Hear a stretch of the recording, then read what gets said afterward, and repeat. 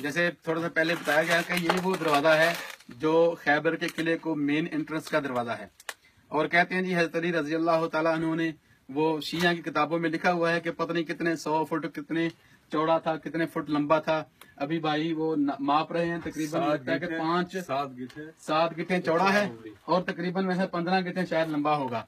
यानी तकरीबन समझ लें कि 5 फुट 6 फुट लंबा है और तकरीबन 4 फुट शायद चौड़ा होगा। फुट मीटर नहीं, दरवाजा मौजूद है।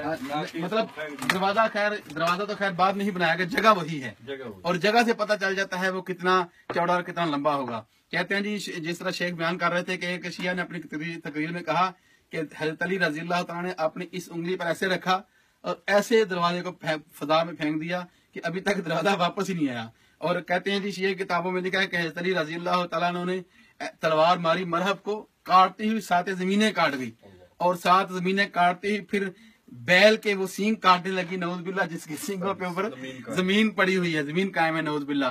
तो कहते हैं जी नबी अल्लाह सुब्हानहू व तआला ने फरमाया ओ जिब्रीला, तो अल्लाह ताला ने फरमाया और रब्बे जलीला, नऊज़ बिल्लाह।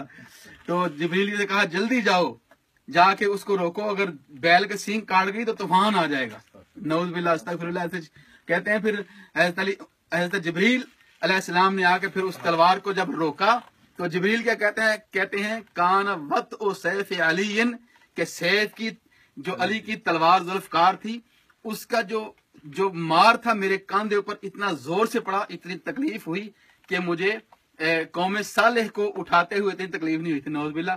ऐसी ऐसी बातें बेढंगी और बेदलील बेसबूत, जिनका कोई सबूत नहीं, जिनकी कोई सनद नहीं, ऐसी बातें शिया की किताबों में आम मिलेंगी। और ऐसी बातें कि छोटा बच्चा भी उस बात को सुनकर कहेगा कि ये कैसे हो सकता है। तो ये ऐसी कोई हकीकत नहीं है। ये चंद फुट का चौड़ा, चंद फुट का लंबा दरवाजा है जो किले की मेन एंट्रेंस थी। शेख आ गया है, इधर से भी रास्ता है, चलो उनको उधर से आने दें।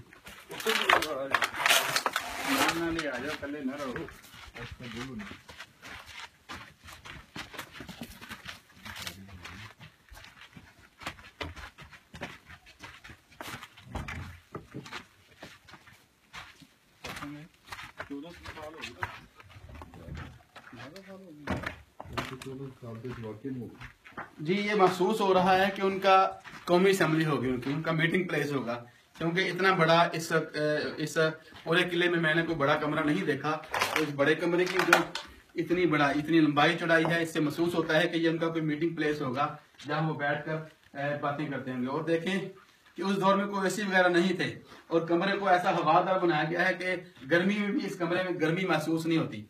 और फिर शेख पीछे देखे और इस कमरे की ये देखें, ये ऊपर भी खिड़कियां रोशनदान और नीचे खिड़कियां। ये खिड़कियां बनाने का मकसद भी यही महसूस हो रहा है कि बाहर के इलाके को कंट्रोल किया जा सके, कि यहाँ से भी पूरे इलाके का, जिस तरह हम एक बाहर हमने देखी थी पोस्ट, और यहाँ से भी लगता है कि कोई 3 अंदाज खड़े होकर बाहर के इलाके को कंट्रोल करते होंगे।